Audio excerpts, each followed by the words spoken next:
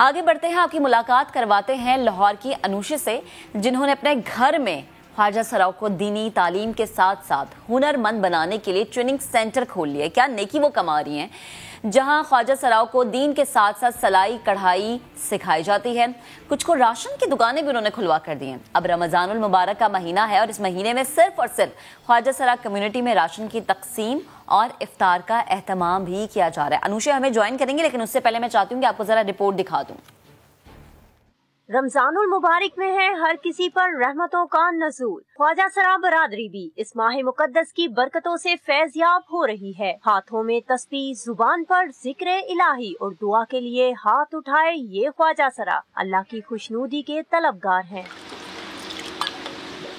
लाहौर की रिहायशी अनुषा भट्ट ने ख्वाजा सरा कम्युनिटी के लिए अपने घर पर न सिर्फ इफ्तार पार्टी का एहतमाम किया, बल्कि इनमें राशन और कपड़े भी तकसीम किए। बहुत खुश हूँ इनके साथ इफ्तारी का एहतमाम करके, और मैं ऐसे ही चाहती हूँ जैसे हम अपने रिश्तेदारों का और अपने दोस्तों के इफ्तारी का एहतमाम करते हैं और ख्याल रखते हैं, उनके साथ अपनी खुशियाँ मनाते हैं, वैसे हमें ख्वाजा सरा कम्युनिटी का भी ख्याल रखना चाहिए और उनको भी अपनी खुशियों में शरीक करना चाहिए। वाली जट्टी, रंगो, शमाजान और दीगर ख्वाजा सरा अल्लाह का शुक्र अदा करते दिखाई दिए। इबादत के दिन होते हैं, बहुत मज़ा आता है और अल्लाह की बारगाह में झुकना चाहिए और माफ़ी मांगनी चाहिए और अपने गुनाह बख्शाने चाहिए। हम सब मिलके इधर बैठे हैं, सब खाना खाया, इफ्तारी की है, ठीक है। हमें राशन भी मिला है इनके भी, और सूट भी मिले हैं, ठीक है। बहुत अच्छा लगा, अपनों जैसा एहसास हुआ। इफ्तार पार्टी के एहतमाम में न सिर्फ ख्वाजा सरा मिल बैठे, बल्कि इन्हें आपस में दुख दर्द बांटने का मौका भी मुयस्सर आया।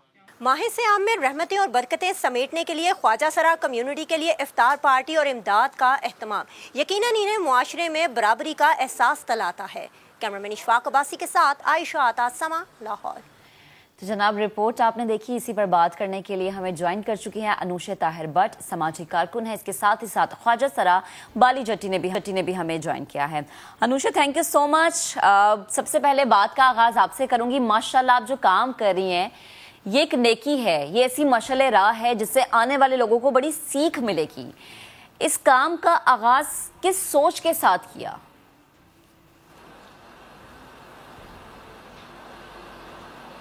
अस्सलाम वालेकुम रहमतुल्लाह बरकातहू। रमज़ान मुबारक आप सबको। जज़ाकल्लाह खैर, आपने हमें अपने शो में इनवाइट किया।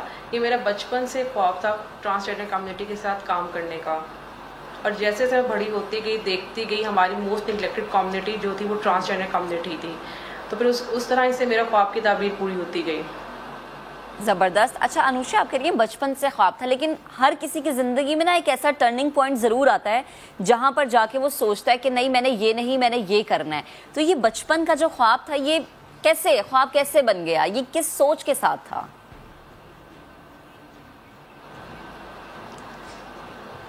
मैं ऐसे अपने स्कूल, एक यूनिवर्सिटी बस में जा रही थी, स्कूल बस में थी मैं, तो वहाँ पे एक ट्रांसजेंडर बैगिंग करता हुआ मांगने के लिए आया, तो बच्चों ने उसका मजाक उड़ाना शुरू कर दिया, खुसरा खुसरा कह के उसको। तो वहाँ से मेरे दिल को बहुत तकलीफ हुई कि हम लोग इंसान हैं, जैसे मेरा नाम अनुषा है तो उसका भी एक नाम होगा, तो हम उसको नाम से क्यों नहीं पुकार रहे, हम उसको खुसरा, हिजरा या ट्रांसजेंडर क्यों कहते हैं। तो वहाँ से मुझे इस चीज़ को सोच आई कि लोग यतीमों के साथ काम करें, बच्चों के साथ, बेवा औरतों के साथ कर रहे हैं, बूढ़े जो लोग हैं उनके साथ काम करें, इस कम्युनिटी के साथ कोई काम क्यों नहीं कर भी रहा है तो ओपनली क्यों नहीं कर रहा है। जिसकी वजह से मेरा एक सोच थी कि मैंने इनके साथ काम करना, और इनको मेन काम करने का मकसद एक्सेप्टेंस का मैसेज देना। कि जैसे मैं इनके साथ काम कर रही हूँ, जिस तरह से इनके एक्सेप्ट का एक मैसेज दे रही हूँ, वैसे भी लोग इनके साथ काम करें। ठीक, बाली भी आपके साथ मौजूद है। बाली, आपका भी बेहद शुक्रिया, रमज़ान मुबारक। मुझे बताएं कि बड़ी अच्छी चीज़ है ये कि उस कम्युनिटी को आगे लेकर आना, उसके लिए काम करना, जिसके बारे में शायद बहुत कम सोचा जाता है। कैसा महसूस कर रही हैं आप?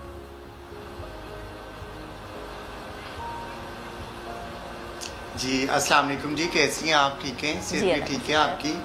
जी, हमें बहुत अच्छा लगता है कि आपकी अनुषा ने हमारी सपोर्ट की है और हमें वो जो है ना काम वगैरह भी सिखा रही हैं, सिलाई कढ़ाई का, ठीक है, वो भी हम सीख रही हैं। मुझे मशीन भी मिली है और मैंने अपनी शॉप पे मशीन रखी हुई है, मैं काम वगैरह सीख रही हूँ और साथ साथ सिखा भी रही हूँ, और अफ्तारियाँ भी हमारी हो रही हैं। हमें बहुत मज़ा आ रहा है। शुक्रिया आपका भी और आपकी अनुषा का भी।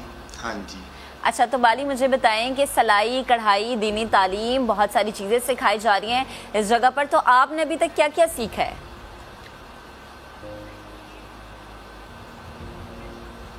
मैंने सिलाई सीखी है और कटिंग सीख रही हूँ। हाँ जी, मेरे उस्ताद हैं, उनके साथ मैं उनकी शॉप पे जाती हूँ पार्ट टाइम ना, कटिंग वगैरह सीखती हूँ और सिलाई सीखती हूँ। हाँ जी ठीक। अच्छा बाली, मुझे बताएं कि हम देखते हैं कि हर इंसान की एक कहानी है।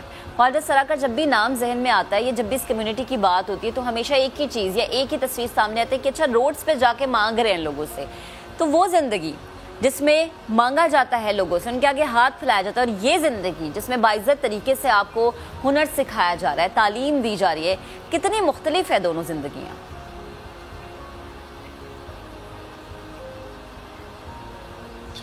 जी, इसमें बहुत फ़र्क है। हमारा भी दिल नहीं करता कि हम रोड पे आएँ और इशारों पे या कि मार्केटों में हम लोग मांगे। अगर हुकूमत भी हमारे इसी तरह सपोर्ट करे कि जैसे आप अनुषा हमारे साथ ताउन कर रही हैं, लेकिन हुकूमत की तरफ से कोई बेनिफिट नहीं मिल रहा, ठीक है।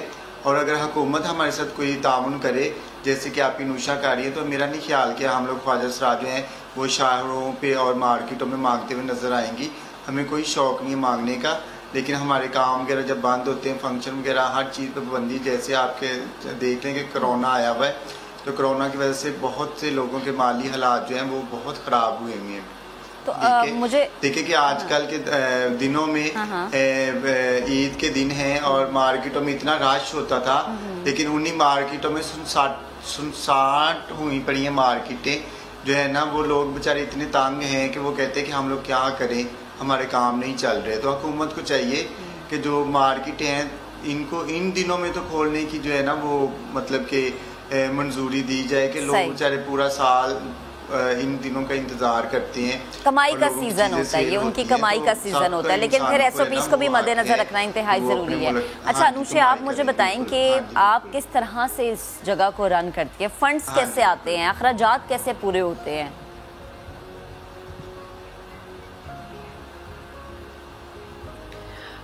हम लोग एक ट्रांसजेंडर एम्पावरमेंट प्रोग्राम के नाम से इंस्टाग्राम पे पेज है, जिसमें हमें दुनिया जहां से लोग सपोर्ट कर रहे हैं, हमें सिलाई मशीन्स डोनेट करते हैं, हमें फंड्स देते हैं जिनकी वजह से हम ट्रांसजेंडर कम्युनिटी को बिजनेस करवा के दे सकें। तो एक पूरा एक सेटअप है जो हमने इसको ऑर्गेनाइज करके चल रहे हैं। अच्छा, तो मेरे फ्रेंड्स और फैमिली मुझे इस चीज़ पे बहुत सपोर्ट कर रही है, हमें मशीनें डोनेट की जाती हैं, वो हम आगे से ट्रांसजेंडर को जब सिलाई कढ़ाई सिखाते हैं उसके बाद वो मशीन हम उनको साथ दे देते हैं ताकि उनको प्रॉब्लम भी ना आए काम की कि हम मशीन पास देंगे, सिखाने के बाद हम उनको मशीन एज अ गिफ्ट के तौर पे दे देते हैं। ज़बरदस्त। तो ये कितनी ज़िंदगियां हैं जिनको आप अब तक सवार चुकी हैं, जिनकी दुआएं ले चुकी हैं, जो आपके साथ सीख चुकी हैं, आपने उनको सिखा दिया है।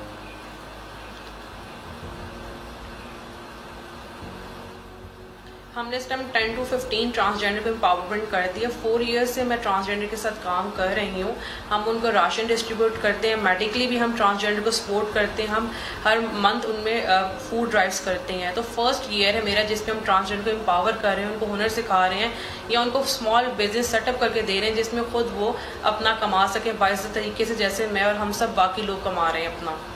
ठीक। तो अनुषा, कितना ज़्यादा डिफरेंट है एक आम कम्युनिटी के साथ और ट्रांसजेंडर के साथ काम करना? दोनों में ज़्यादा वफादार आपको कौन लगता है कि ठीक है काम सीख रहा है, हुनरमंद हम इसे बना रहे हैं, अब इस चीज़ का यकीन है कि अपनी पिछली ज़िंदगी में, यानी वो ज़िंदगी जिसमें वो हमें सड़कों पर नज़र आते हैं, उसमें वो वापस नहीं जाएंगे?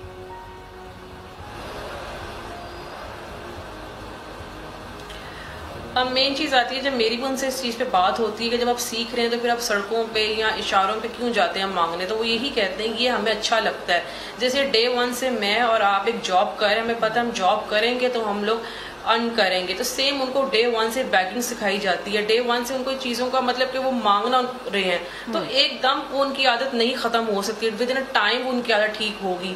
जैसे वो लोगों के कपड़े भी सी रहे हैं और इस पे वो अर्न भी कर रहे हैं, साथ साथ वो बैगिंग भी कर रहे हैं क्योंकि उनका शौक है, वो शायद उनकी नीड्स अभी वो उस तरह से नहीं पूरी हो पा रही, जिसकी वजह से वो अपना साइड में जैसे वो अपना बैगिंग कर रहे हैं, लोगों के घरों में भी जा रहे हैं, तो ये उनका डे 1 से ही चलता आ रहा है। तो वो विद इन स्लो टाइम के साथ वो चीज़ उनमें ख़त्म होगी, एकदम नहीं। ठीक। अच्छा बाली, आप मुझे बताएं कि हम ज़्यादातर केसेस में देखते हैं कि फैमिली एक्सेप्ट नहीं कर पाती है, और जब आप यहाँ से सीख जाती हैं, कोई हुनर आपको आ जाता है, फिर ये फैमिली का एक्सेप्ट करना, ये वाकई होता है कि फैमिली एक्सेप्ट कर लेते हैं या तब भी इनकारी ही नज़र आती है?